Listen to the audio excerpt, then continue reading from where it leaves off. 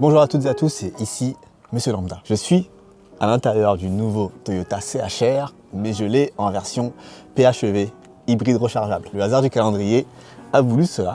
Et donc, avant de tester la version HEV, je pense que vous l'attendez beaucoup sur la chaîne, j'ai été invité à Marseille. On est plus sur de la prise en main, bien entendu, mais il y a quand même des choses assez intéressantes à dire sur ce CHR qu'on va passer partiellement en revue avant le grand test, le grand essai, l'essai lambda consacré au Toyota CHR. Premièrement, on va quand même parler du style. Le CHR continue sa montée en gamme au niveau du style. Toyota l'a complètement assumé. La priorité numéro 1 au moment de concevoir ce CHR, c'est qu'il plaise au plus grand nombre au niveau du style. C'est d'ailleurs en Europe qu'il a été conçu ce CHR, puisqu'il a été conçu pas très loin d'ici, dans les bureaux de Nice. Et on peut dire que ça se sent, puisque ce CHR, au niveau de sa carrosserie, il a évolué vers quelque chose de plus marqué. La ligne est futuriste. C'est plutôt réussi, même si on est sur un SUV coupé, vous savez très bien que les SUC, c'est pas forcément ma tasse de thé. On va remarquer cette nouvelle identité au niveau des optiques, qu'on va bientôt retrouver sur les prochains modèles de Toyota. C'est déjà le cas sur la Camry qui a été restylée.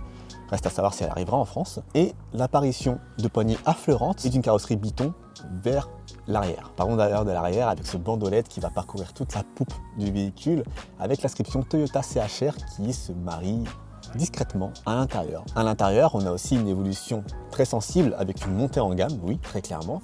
Un intérieur beaucoup plus qualitatif. Les matériaux sont légèrement plus agréables au toucher et à la vue. On a un compteur numérique qui prend toute l'instrumentation et un grand écran qui fait aussi son office, qui est partagé avec Lexus justement. On garde les touches de climatisation et de ventilation physique et ça, j'aime beaucoup. L'ergonomie sur les 2 heures d'essai que j'ai fait jusqu'ici m'a vraiment bien plu et on n'a pas de mal à trouver les fonctionnalités primaires de la voiture. Après, au niveau des aides à la conduite, c'est autre chose, on y reviendra sur la route. J'en dis pas plus, mais les sièges sont confortables, on a une belle assise et j'ai pu faire une centaine de kilomètres dans un confort tout à fait correct. Par contre, si au niveau du style, de l'ergonomie, du tableau de bord, c'est réussi, on va parler forcément des histoires qui blessent un petit peu sur le CHR et pour ça, on va passer à l'arrière, vous le savez déjà. Et en montant à l'arrière, c'est l'occasion aussi de clarifier une chose, c'est que cette CHR, ce n'est pas une familiale. Mais l'habitabilité, elle a quand même évolué dans le bon sens. On a quand même un peu plus d'espace à l'arrière et surtout une modification des vitres à l'arrière avec des custodes qui vont permettre de faire entrer légèrement plus de lumière et l'ajout du toit panoramique qui a 2 fonctions, qui peut retenir la chaleur en hiver et l'expulser en été. Mais oui, à l'arrière, j'ai de la place pour mes genoux, j'ai de la place pour la garde au toit. Donc, c'est beaucoup mieux que la première génération. Il faut quand même l'admettre, même si ça reste toujours insuffisant de ce côté-là. Au niveau du coffre, on est sur une version PHEV, donc on va avoir 310 litres. C'est peu, mais c'est mieux que l'ancienne version 184H de la CHR en phase 2, la première génération. On a aussi un double fond qui peut accueillir quelques affaires, donc ça reste appréciable. On passe très rapidement à la motorisation et on va sur la route. Niveau motorisation, sur cette version PHEV, on va avoir une base thermique, le fameux 2 litres, qui équipe aussi la Prius, la nouvelle Prius, et qui va s'associer à un moteur électrique qui vont développer ensemble à peu près 223 chevaux. Ça nous promet une autonomie en tout électrique qui dépasserait les 60 km. Je dois vous le dire, j'ai pu le vérifier sur la route, on y est réellement. Mais bon, trêve de bavardage, je vous en parle très brièvement sur la route. C'est parti. Avant de partir sur la route, je voulais répondre aux quelques questions que vous m'avez posées en commentaire par rapport à ma publication dans l'onglet communauté. Je vous avais demandé, après l'annonce de cet essai aujourd'hui, de me poser des questions, donc je vais tenter d'y répondre. Alors Guillaume qui me demande quel est l'intérêt plus généralement d'une hybride rechargeable. L'intérêt de l'hybride rechargeable, je t'avoue que je ne le vois pas énormément par rapport à une hybride simple de chez Toyota. Qu'on entend. Et dans le cas du PHEV Made by Toyota, et c'est pas une nouveauté, ça existe depuis la Prius 4, on a quand même certains avantages. Là, on n'est pas sur une voiture qui, quand la batterie est vide, et on le verra sur la route juste derrière, va traîner un point mort et commencer à consommer super fort. On revient sur un fonctionnement hybride normal. Je pense que le surcoût par rapport à la version HEV, ça peut valoir le coup si vous pouvez brancher chaque soir votre véhicule. Après, il faudra un certain temps pour rentabiliser le surcoût lié à l'hybride rechargeable. Raiden qui me demande le silence de fictionnement vis-à-vis de UX de chez Lexus. Eh bien, je peux te dire qu'on est plus ou moins équivalent à ce qui se fait sur le UX, que j'ai pu tester à plusieurs reprises. C'est très bien insonorisé, sauf peut-être à haute vitesse à 130 km/h où il y a un peu plus de bruit de vent. Dernière question de Sylvain qui te demande le poids. Oui, je n'ai pas évoqué le poids du véhicule durant la présentation, mais sachez qu'on est à peine au-dessus de la tonne 6 et c'est assez impressionnant. Allez, trêve de bavardage, on démarre.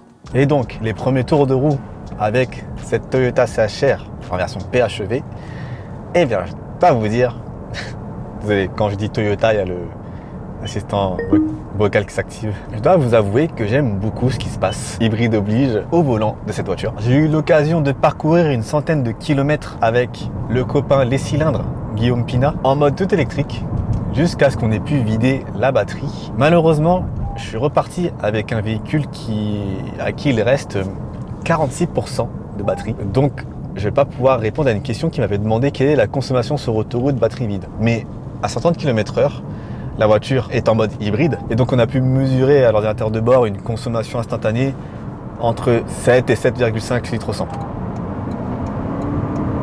Ce qui reste en soi tout à fait correct, vu la puissance de la voiture, 223 chevaux tout de même. Autrement, en mode tout électrique, on a une très belle douceur de conduite. Très appréciable, très douce et un toucher de route très agréable. Je suis assez surpris des progrès.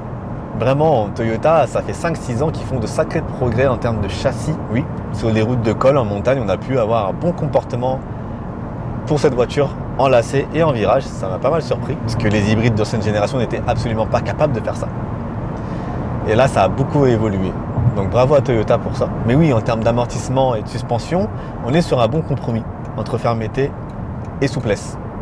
Vraiment, c'est quasiment au poil. Pareil pour le freinage, bien entendu régénératif qui freine super fort. Et au final, on a quand même pas mal de puissance. 223 chevaux, le 0 à 100 il est fait en 8 secondes à peu près. Ensuite, au niveau de l'agrément, tout va se jouer dans le mode automatique. C'est-à-dire que Toyota a implémenté une technologie de géofencing. Ce qui fait que selon la situation et selon les calculs que récupère la voiture, le véhicule ne va pas forcément forcer le mode électrique. Ça a plutôt bien marché sur cette partie de l'essai, mais il faudrait que je le teste de manière plus prolongée sur 5 ou 6 jours. Mais oui, on n'est pas sur un PHEV qui use sa batterie électrique jusqu'à la moelle pour derrière nous laisser en thermique full. On a de toute façon une espèce de capacité tampon sur laquelle la voiture va s'appuyer lorsqu'il faudra repasser en hybride simple, batterie déchargée. Mais bien entendu, lors des phases de forte sollicitation en charge, le moteur va légèrement s'emballer, mais l'effet est beaucoup plus gommé qu'avant. On est très très loin des premières générations d'hybrides. Les progrès sont là, ils sont palpables. Au niveau de la consommation, sur le premier véhicule que j'avais, à la fin de notre boucle, on a eu une consommation d'électricité d'à peu près 10,3 kWh.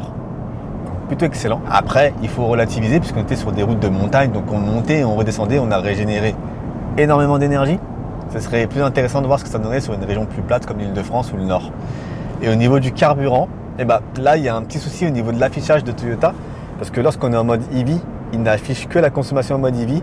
Il faut forcer le mode hybride pour voir ce que ça a donné en consommation de carburant, mais on tournait autour des 3 litres au 100. Donc pareil, ce sont des estimations que je peux vous donner.